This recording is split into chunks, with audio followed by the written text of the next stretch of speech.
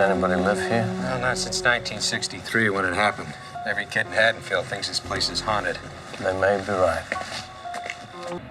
Man wouldn't do that. This isn't a man.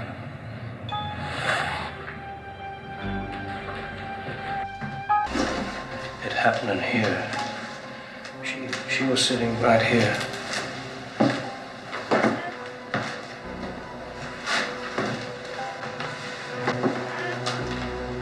He could have seen it through this window. I met him 15 years ago. I was told there was nothing left. No reason, no conscience, no understanding, in even the most rudimentary sense of life or death, of good or evil, right or wrong. I met this 6-year-old child with this blank, pale, emotionless face and the blackest eyes, the devil's eyes. I spent 8 years trying to reach him, and then another 7 trying to keep him locked up, because I realized that what was living behind that boy's eyes was purely and simply evil. So we've reached an interesting crossroads when it comes to the Chris Chan saga. Now, I recently made a video about Chris Chan having his court case dismissed. If you haven't heard it, a quick synopsis is essentially Chris was out on some sort of, we don't really know if it was bond, if it was a court-ordered release, but he was essentially out, and then went back to court, and the court dismissed his case of the charges against Barb.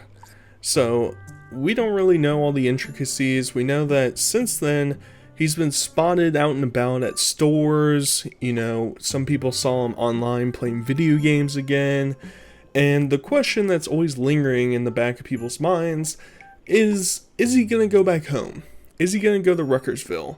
Because he's been out and about in areas around, you know, probably like 45 minutes away from Ruckersville, but nobody's really spotted him there.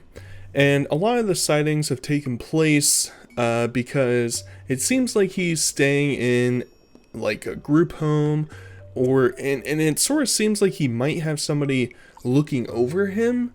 So it's a perplexing situation, and it's developing in real time.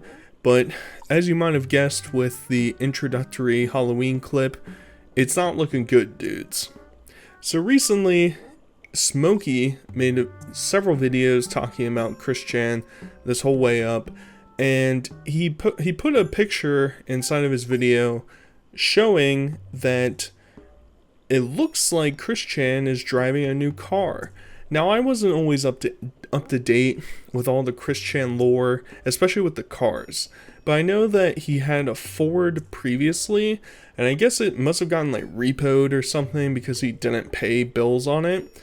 And then he was driving the van around for a while, and from my understanding, when he got sent to jail, he had taken that van to that motel that he was at, and I guess it got returned to Barb, and we've all seen how Barb behaved prior to this whole situation, and I guess she got that van totaled. And so now it's intriguing because you see this you know, hunky down crappy car with a misspelled license plate that is oddly familiar to the license plates that were on the previous vehicles. It's Sonkahu. Clearly supposed to be spelled Sonichu, but somehow, you know, there's a chance that Sonichu was taken. That wouldn't surprise me necessarily, but he's driving the Sonkahu, and, you know, this was our first clip into, well, you know, it looks like Chris Chan is out there driving about. It's kind of intriguing, a little bit odd, you know, and at first I thought that because he was living in the group home, that whoever was in charge or sponsoring him or sponsoring the house or whatever would give him transport to different places. I don't know how he got funds to get this car. I also don't like, going back to the whole being released from jail, if he was bonded out, we don't know who bonded him out, and it would make sense if he was bonded out that person probably also gave him funds for a new Switch and a new car and food for groceries and whatever. So like, it's a bunch of pieces that aren't quite lining up. We're sort of missing that main connection point to really tie the stories together. But he has a new car. He's been spotted driving around from different place to different place. And then we also saw that Helena, aka Pikachu, got a new message from Chris. And if you don't know who Helena was, and I'm not completely up to date with a lot of the modern Chris Chan lore, but she's just a big fan of Chris, sent him a lot of letters in jail, and I guess that's one of the main avenues that people were able to get information from Chris, because I'm assuming he probably wasn't responding to any trolls that were writing him. I mean, in the grand scheme of things, most people are trolls. Helena, maybe not, but it seems like when she would write to him, he would write back to her, and in turn, we would get that information posted online. But essentially, he sends this message that says, "Hi Helena and Pikachu, sorry for not responding, but I have been keeping a low profile as possible. Anyway, I am not mad at either of you at all, and my online return is coming, and I allow you to share this as I know you are likely to do so. I also enclosed the following photo. Thanks Critical for the really divinely inspired G Fuel. Be safe and well. You and everyone with blessings, Sonichu." So, there's a lot to dissect here. It's clear that he still has this like God complex, Jesus complex. He still views himself as like the Messiah, which is pretty scary with the coming clips, because it appears that he has not learned anything since he's been in jail.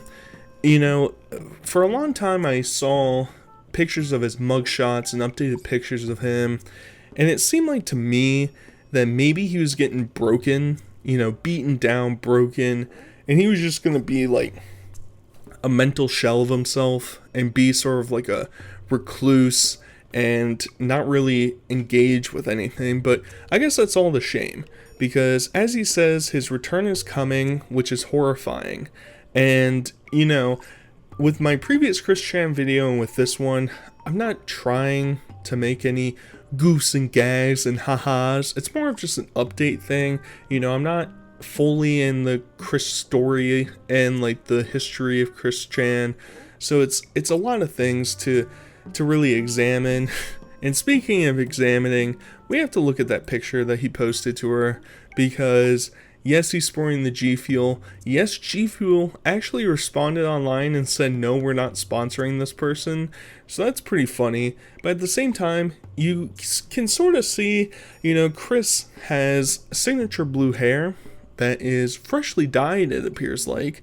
So they clearly have enough money to be able to buy hair dye and other unnecessary products, which shouldn't be surprising because Chris was always horrible with his money and would make impulsive buys, so this shouldn't be that surprising. But the more intriguing part is the medallion around his neck, because the more I look at it, the more I'm like, is this the same medallion as before, or is this a new medallion? Now, I don't know exactly what happened to the old medallion when he went to jail. I don't know if they kept it in safekeeping, if it was on his body when he was taken in. I don't know if it was somewhere else. I don't know if he made a new one. There's a lot of theories going around. And one theory I saw was that he created a new one while in jail, and I'm not sure I necessarily believe that. There's two aspects. Because if Chris was in general population, I don't think this would be feasible, because I feel like a guard would view this as like contraband and remove it. And usually they don't like it when you're taking supplies and, you know, hoarding them to yourself. I mean, when's he getting time to do creative activities, you know? On the other hand, if he was put into a facility that was for like mentally disabled people or psychologically impaired people, I could see them doing something like this, like an arts and crafts hour, and he created his own Sonichu medallion. I could see that. I could also see it just being like, maybe it got destroyed one way or another while it was in keeping. I really don't know. If anybody does know the lore of the medallion and how it ended up like this, let me know. But moving on from that, we essentially see him in a store again, and it appears that he's with some lady. And a lot of people are speculating that this lady might be a sponsor at the group home, sort of guiding and catering him around different places. But I don't know if that makes a ton of sense either, because we've seen pictures of him out and about without anybody around him, and you know, maybe it was just a one picture off and the lady was in an aisle adjacent, or they went shopping separately to meet up at the end. I really don't know, but I hope this is not just some stranger lady, because she doesn't know that she's in imminent danger. Everybody in the surrounding area is in imminent danger. But lastly, we reach the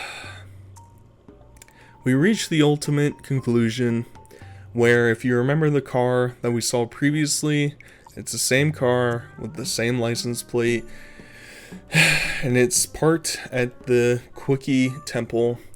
And I don't know the status of Barb. I saw some people talk about how she was reported to have been at the house within the past couple weeks.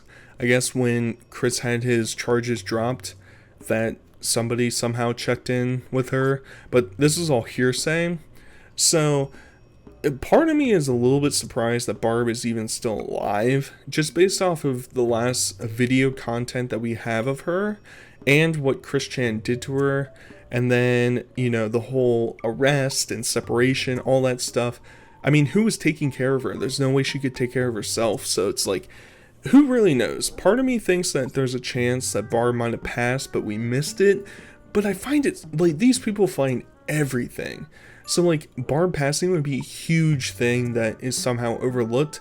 But if that's the case, then maybe Chris got a will of the house put down on him. But, like, I don't know how that works, because the house isn't paid off. And I don't know if the government would step in and take the house. It's a lot of questions that are left unanswered, but it's a real shame. Nobody wanted to see it come to this point where Chris ends up back at the house, especially when we don't know the status of Barb and what's to come. Either way, this is sort of a quick little update about everything that's been going on. If you guys know more information than I do, feel free to drop it down below. I appreciate it a lot. Either way, I'll talk to you guys soon. Peace.